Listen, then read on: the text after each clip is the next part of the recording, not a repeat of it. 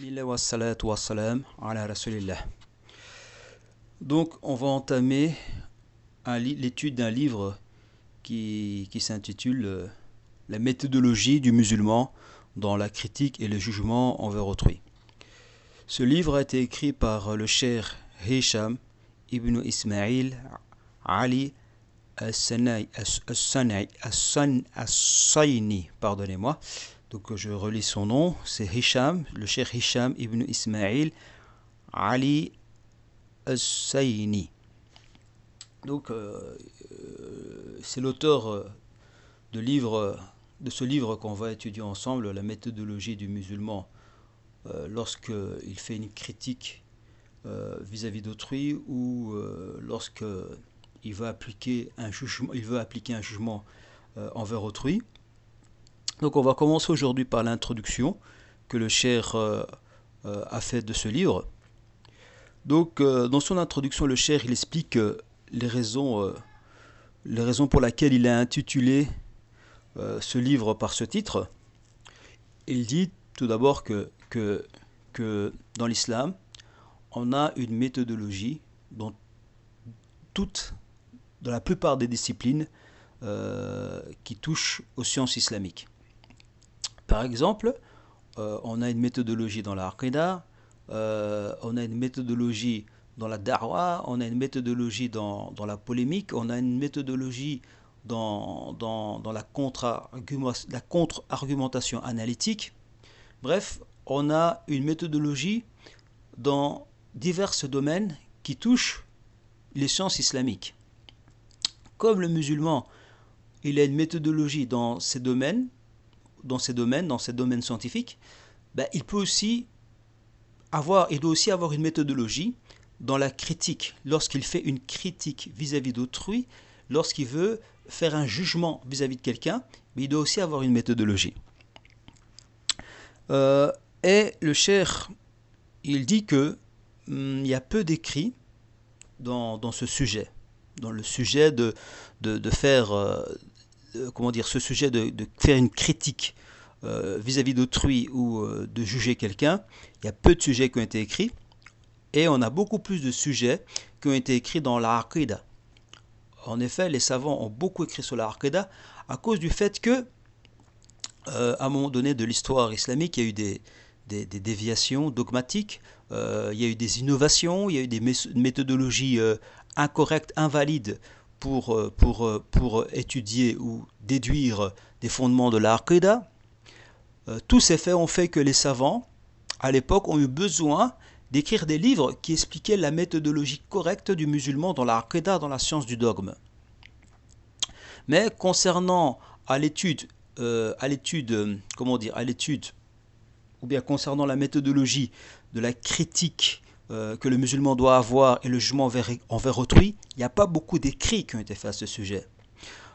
Et justement, il y a un cheikh qui disait que les savants anciens, lorsqu'ils écrivaient des livres, ça répondait à un besoin social, ça répondait à un contexte. Par exemple, il y a des livres qui ont été écrits dans le tawhid, parce que le shirk était devenu fort présent dans la communauté musulmane. C'est pour ça que les savants ils ont écrit des livres sur le shirk. Par exemple, la grammaire arabe. Il y a eu des livres, le premier livre qui a été écrit dans la grammaire arabe, c'est parce que il y avait des gens qui se convertissaient à l'islam, qui n'étaient pas arabophones, pour que la langue arabe ne se perde pas. On a pensé à écrire un livre qui reprenait les règles de la grammaire arabe. Donc voilà. Et par la suite, le cheikh dit que les seuls écrits qu'il y a au sujet de la critique, c'est dans le domaine de Al-Jahr wa Ta'dil. Al-Jahr wa Ta'dil, qui est une science qui fait partie des sciences du hadith. Al-Jahr wa Ta'dil, donc ce terme est composé de deux mots.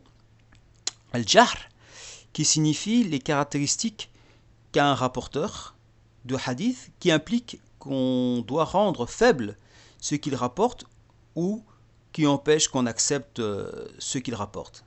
Voilà, c'est-à-dire que la personne qui va rapporter un hadith, s'il présente des caractéristiques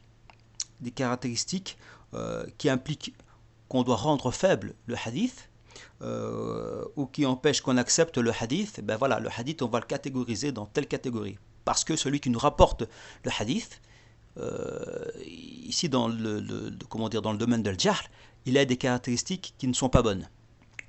Et le ta'dil, c'est le fait de mentionner des caractéristiques du rapporteur qui impliquent qu'on accepte ce qu'il rapporte ou qu'on juge qu'il est intègre et honnête et loyal. Voilà, c'est-à-dire que celui qui va nous rapporter le hadith, s'il présente des bonnes caractéristiques d'honnêteté, d'intégrité, ce qui fait qu'on va accepter ce qu'il nous rapporte. Donc, le cheikh il dit, même si cette science, al-jarh wa at-tahdhir, c'est une science de la critique, mais c'est limité à un groupe de gens. C'est limité à un groupe de gens, c'est-à-dire ceux qui nous rapportent les hadiths. Mais ça ne concerne pas la généralité des musulmans. Ça ne concerne pas la généralité des musulmans. Et les savants, justement, ils ont composé des livres qui parlaient de cette science, al-jarh wa at-tahdhir, à cause de l'importance du hadith. Par la suite, le cheikh il va citer les raisons qui vont le pousser à écrire un livre dans cette thématique. Donc, il dit d'abord, la première raison, c'est l'importance de montrer la méthodologie des gens de la sunna dans la critique et le jugement envers autrui. Sinon, si on n'a pas de méthodologie correcte lorsqu'on va faire une critique, cela peut amener des erreurs vis-à-vis d'autrui. La deuxième raison, donc le cheikh il dit aussi qu'il a écrit ce livre pour répondre à un besoin social, c'est-à-dire donner à la société des règles générales dans le jugement envers autrui, afin de juger, de critiquer avec science, justice et équité. Et par la suite, il rapporte une parole de Ibn Taymiyyah qui dit qu'il est nécessaire que l'être humain ait des fondements généraux, c'est-à-dire une méthodologie, afin qu'il s'exprime avec science, justice. Ensuite, il sache comment les juziyat, donc je ne sais pas comment on peut traduire ça, je laisse comme ça, s'établissent, sinon il risque de mentir et d'avoir de l'ignorance dans les juziyat. Et ignorer et être injuste dans les généralités amène une grande détérioration de la situation. Donc ici, on voit que Ibn Taymiyyah, il montre l'importance justement d'avoir une méthodologie. Car en ayant une méthodologie, on va faire les choses avec science, avec justice, avec équité.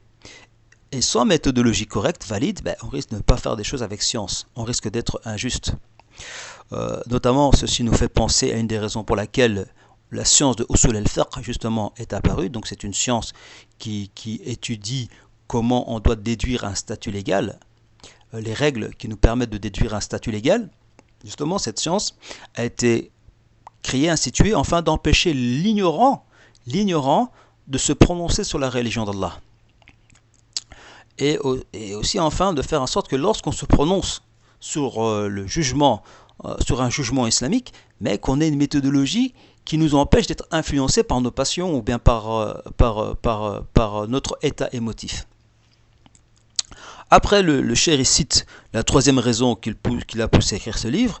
Il dit l'importance de la valeur, de la sacralité du croyant auprès d'Allah.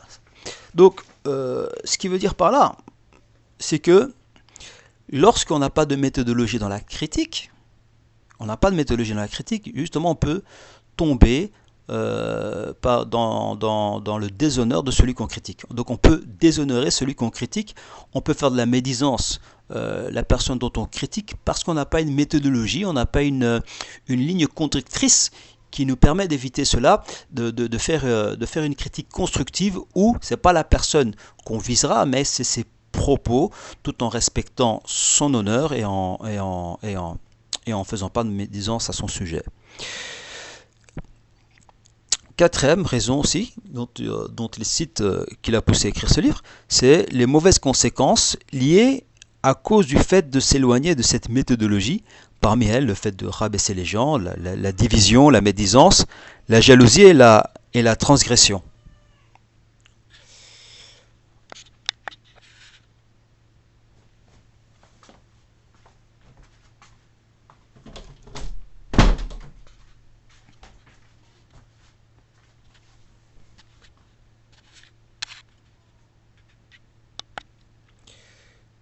Euh, voilà. Ensuite, le Cheikh explique dans son introduction que cette recherche, ce livre, va se diviser en 3 points. Le premier point, il va donner les règles générales dans la critique, et ces règles, on peut en énumérer 7.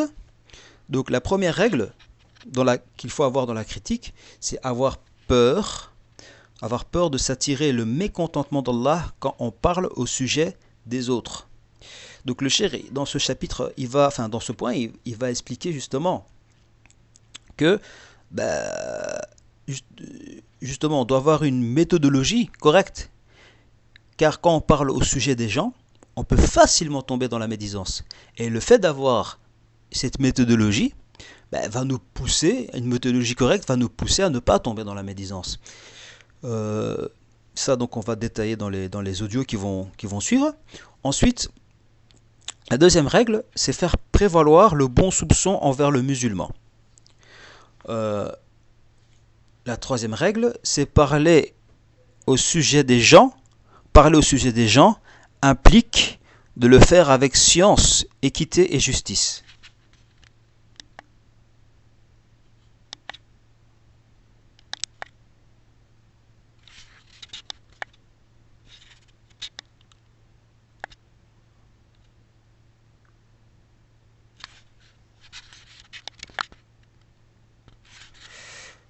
Donc, après le cheikh, la quatrième règle, c'est être juste lorsqu'on décrit un individu. La cinquième règle, c'est prendre en considération les nombreux mérites qu'ont la personne critiquée, prendre en considération les nombreux mérites qu'ont la personne critiquée. La sixième règle, c'est être juste dans la considération de supériorité, d'attribution de mérite envers les gens. Bon, je ne sais pas si c'est très français la traduction que j'ai faite ici, mais simplement d'être juste, d'être juste. Comment on pourrait expliquer ça? C'est être juste dans le fait de considérer certaines personnes qu'on critique, qu'ils ont une supériorité, qu'ils ont des mérites, des grands mérites que d'autres n'ont pas. Ensuite, la septième règle, c'est la méthodologie correcte dans l'amour et la détestation. Ensuite, le deuxième point, donc le deuxième chapitre de son livre, il va parler des règles générales à observer quand une critique sur autrui nous parvient. Dans cette recherche, en guise d'introduction, il traitera de faire attention à propager des rumeurs. Et il citera 4 règles. La première, c'est analyser la situation du critiqueur. La deuxième, c'est vérifier l'information. La troisième, c'est répliquer à la médisance. Et la quatrième règle, j'ai pas su la traduire.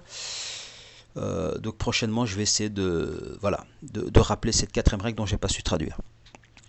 Et le dernier chapitre, c'est les règles générales que le musulman doit observer envers autrui. Il en a de nombre 5. C'est que la première, c'est chercher le bonheur dans la relation avec les autres. La deuxième, c'est la situation de l'humain avec autrui lorsqu'il le rencontre. Troisième règle, comment agir avec celui qui se trompe dans la recherche de la vérité. Quatrième règle, citer parler des gens est une maladie et se rappeler d'Allah est un remède. Et la dernière règle, c'est donner à chacun son droit. Donc voilà, ici s'arrête l'introduction de ce livre, que Allah Ta'ala nous donne la constance dans l'exposé de ce livre, qui traite de la méthodologie du musulman dans la critique et le jugement envers autrui. Et la semaine prochaine, on va essayer de définir c'est quoi une méthodologie scientifique. On parlera qu'une méthodologie scientifique justement nous empêche de tomber dans certains enclaves cognitives du cerveau. Et on introduira petit à petit la première règle. Voilà. Assalamu alaikum.